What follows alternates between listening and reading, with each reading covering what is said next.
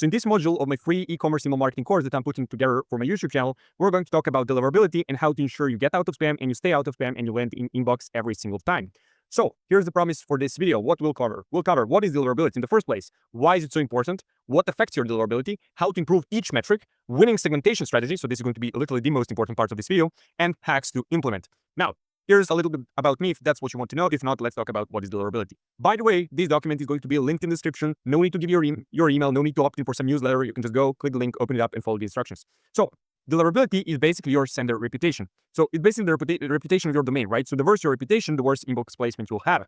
This means that your goal is basically to improve the reputation of your domain. We're breaking things down to like the most foundational level, this kind of like first principles thinking, right? So inbox placement is this. There are literally only 3 places where your email can land. So we have main inbox, primary inbox, right? We have promotions tab, and we have spam. So obviously you want to be in inbox, in the primary inbox, in as many instances as possible, in many cases as possible, in promotions in as few instances as possible, and then spam literally never, right?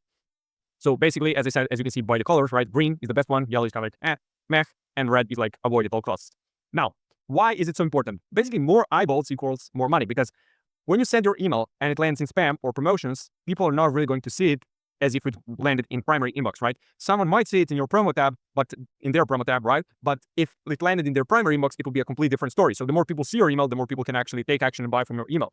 So it's that simple, right? We're not trying to do something crazy, some scientific thing. We're just trying to get as many people to see your email. If you're sending to 10,000 people, but only 3,000 actually see the email in their inbox, people are not really going to buy, right? If you send your email to 10,000 people and 9,500 people see your email actually and they open it and they take action and they buy, it's going to equal to way more money.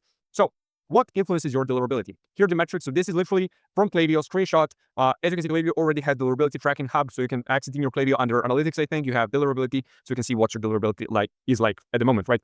So the metrics that influence your deliverability are open rate, click rate, bounce rate, unsubscribe rate, and spam complaint rate. Now, unsubscribe rate doesn't really affect it that much from what I know, basically, from my experience. But still, you want to keep all of this stuff under control. Now, bad metrics equal bad deliverability. Basically, if you constantly keep getting 20% open rate, you're constantly signaling to Google, hey, like no one wants to receive this email. No one cares about these emails for me. So you can just put it in spam, right? That's what you're telling them by actually getting these low open rates. So that's what Google does. Like basically, Google doesn't want to put emails in primary inboxes that people don't want to read. Like that's their service. Their service is their Gmail, right? So they want to give people a good service and they do it by giving them what they want to read and then getting rid of the stuff they don't want to read. So Google's job is just to deliver your email, right? Where it ends up entirely up to you. Now, how to improve each metric? So improving open rates. There are 3 ways to improve open rates, right? Sending to the right segment, then sending high quality content and having strong subject lines. Like this is in order. The highest leverage thing is going to be sending to the right segment, and we'll cover that in 2 minutes, right? Sending high quality content is going to be the next thing. So if your content is shit, no one will want to open it again. If it's good, people will look forward to receiving your emails and opening it and reading them, right? Then having strong subject lines. So this is probably the most overrated thing in email marketing, literally subject lines, preview text, all that stuff. Because yeah, having a good subject line can improve your open rates and you should definitely test that stuff, right? But that should only be your priority after you get these 2 in place. Because if you're sending to the right people and you're sending good content, it doesn't really matter what your subject line is because people will develop that association within your sender name, your name of your brand or your name as a founder, right? And having good emails. And then they're just going to open them regardless of your subject line and your preview text. Now, improving click rate. So with new Apple's mail privacy protection, new laws, like stuff like that, right? Tracking open rates solely has become extremely unreliable, basically, because the number will be always inflated. It's not going to be accurate. You're not going to actually get the right number you want to actually know, like if people are opening your emails or not. So that's why you should be paying more attention to your click rates, because focusing on click rates is not really important when it comes to your campaign's performance. Like that's something you should judge based on your revenue that's coming from the campaign. But focusing on click rates can actually give you a little bit more of a real picture of if people are actually engaging with your stuff or not.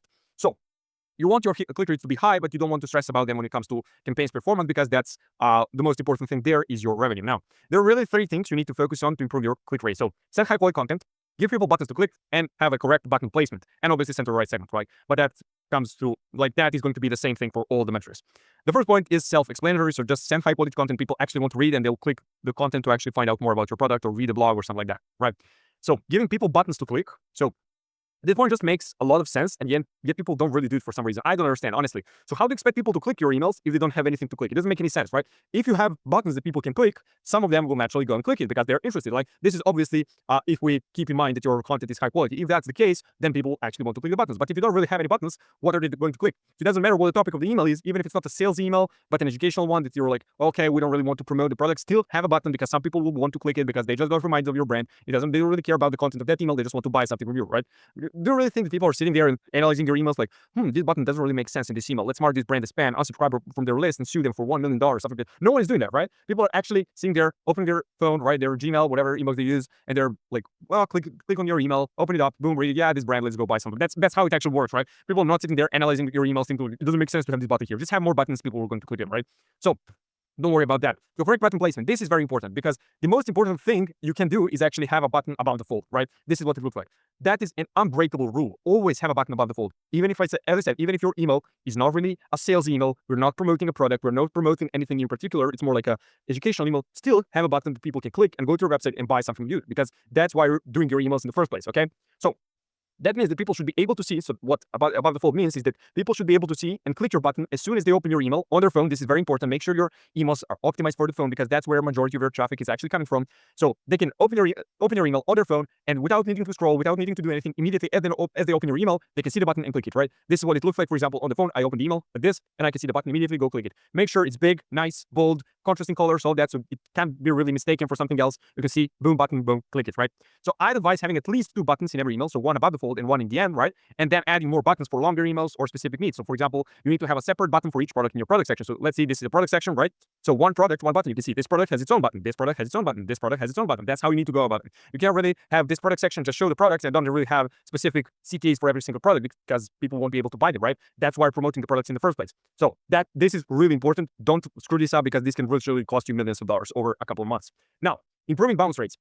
Now, bounce rates can really fuck up your deliverability, but it's your lucky day today. Don't worry, I'm going to show you how to do it with the right segmentation, how to avoid all this stuff. Don't worry about that. Now, unsubscribe rates. Unsubscribe rates don't actually impact your deliverability that much, at least. They're even a good thing, actually. Why? Because if someone doesn't want to be on your list, you don't want them there, okay? It's better to have them unsubscribed than mark you as spam and like don't open your emails and really fuck up with all the other metrics such as open rate, click rate, and all that stuff, right? It's better to have them unsubscribed, leave them because they don't really want to be on your list, right? So don't worry about unsubscribe rates. As long as you have a high converting pop-up form, you'll be fine. How to create a high converting pop-up form, that's something we already cover in this free email marketing course in one of the modules. So you can go watch it. It's going to pop up right now. Go watch the video. It's going to be really important for your business, probably one of the most important parts of your marketing funnel. Now, spam complaint rates. So spam complaint is probably the metric that influences your deliverability the most because if people are actually signaling to Google like, hey, this guy is spamming me, if a lot of people do that, then it's going to be a problem.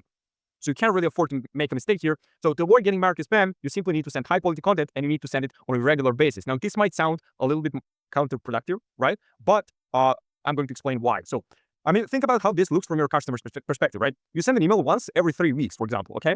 And the content is BS, okay? Complete BS. So from the perspective of your customer, they did not receive your shit email. They received a shit email that they don't want to read from someone, okay? They forgot about you, okay? Because you have not sent an email in the past 3 weeks, and then you sent one email and it was completely terrible. So you need to be in front of people's faces all the time or they'll forget about you.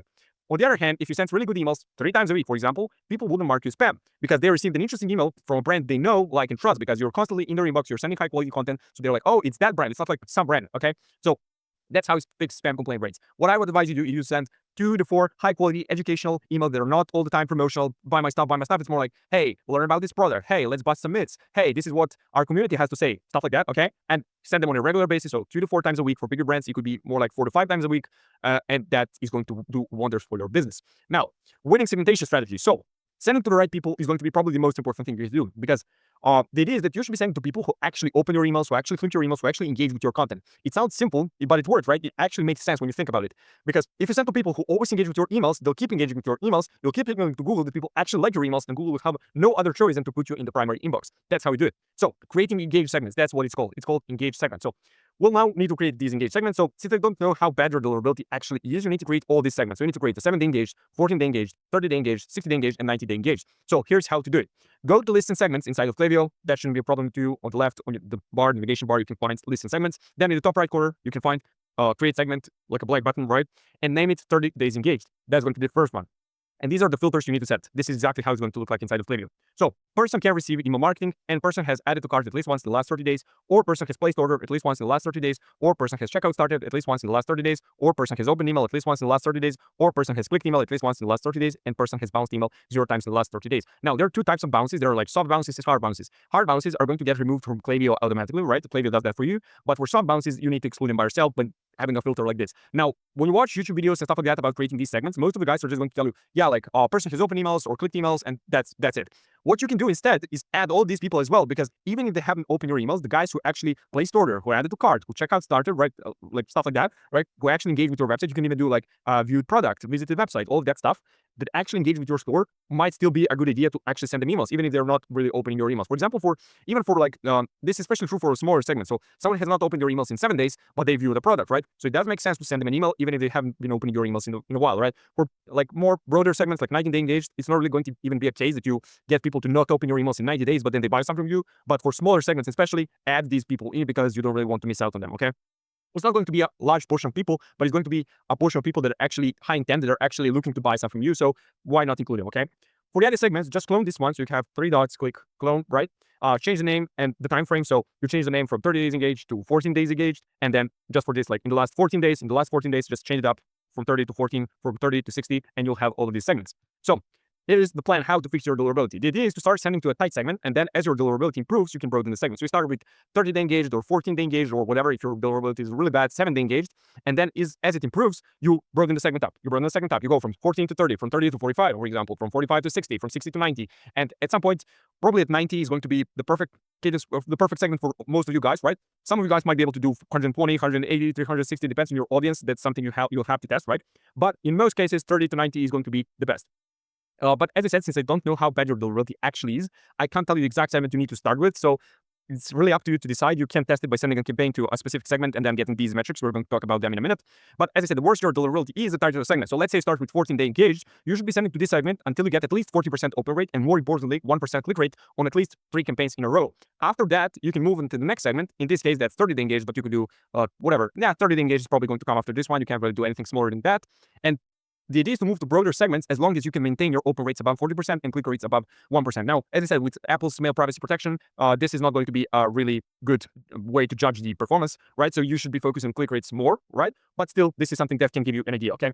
So if you see that your open rates dip below 40% or click rates below 1%, okay, if it's like 0.98% click rate, that's fine, right? But if it's like 0.6%, then it's not really a good segment. So in one segment, if it dips below that, you should go back to a smaller segment and then start fixing your deliverability, obviously. Also, as your list grows, it's going to give you a clean slate with all of those new subscribers, so it's going to get easier and easier to fix it. Now, deliverability hacks to implement. So, invisible text.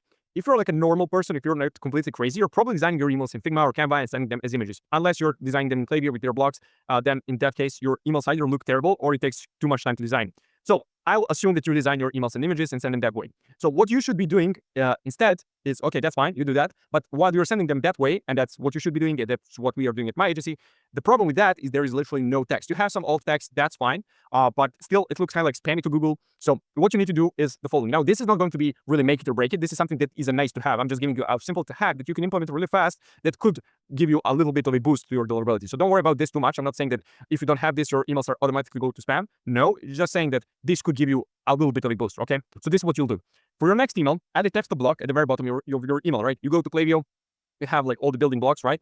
And then you drag text to the bottom of your email. So then you go to your website or whatever, copy some text. For example, you can do the about page, that's fine. You're going to run it through spam checkers. You're just going to Google spam checker, and it's going to pop up, right? Make sure it does not have any spam words. All that, you're just going to remove them, and then paste it in that text block in Klaviyo, okay? Make it really small, like literally 1 or 2 pixels, and make the color white. So this will make the text invisible to the reader, but Google will be able to detect it and be like, okay, this guy has some text. It's not like, does not have any spam words, right? It will going to go through the spam filter, and then it will signal to Google, okay, this sounds like a legit email.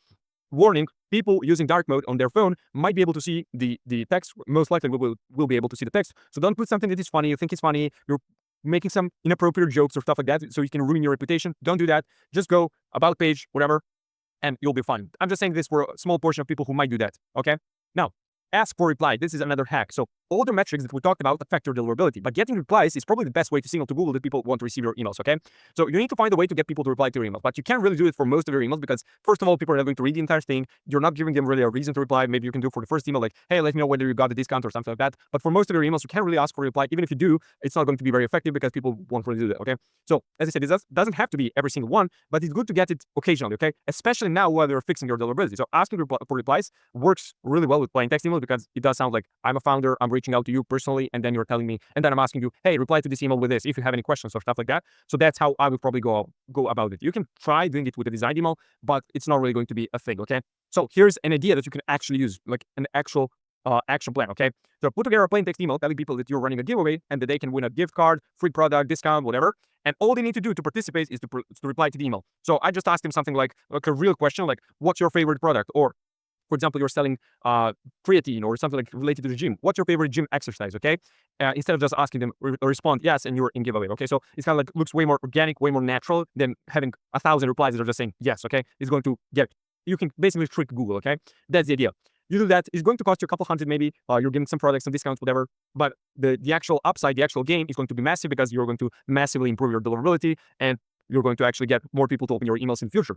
So that's something you can do. Now, if you need more help with your email marketing, you can book a call with me directly. Second link in the description. I'm going to perform a Klaviyo account audit completely for free so we can find out where we can help you scale your email marketing, your brand, right? If we can, we're going to do that on a purely performance basis, which means that you only pay a percentage of added revenue that we generate for email marketing. So there's literally no risk for you. If we don't see we can actually help you, you just got a free account audit. You know what you need to do by yourself, with your team, whatever. So you guys can help, can scale, right? So this document, as I said, is going to be linked in the description. First link in the description, go grab it. No need to give me your email. Go follow the instructions, create the segments, all that stuff, and start pitching your deliverability. So that's it for this video. Thanks for watching, and I'll see you in the next one. Bye.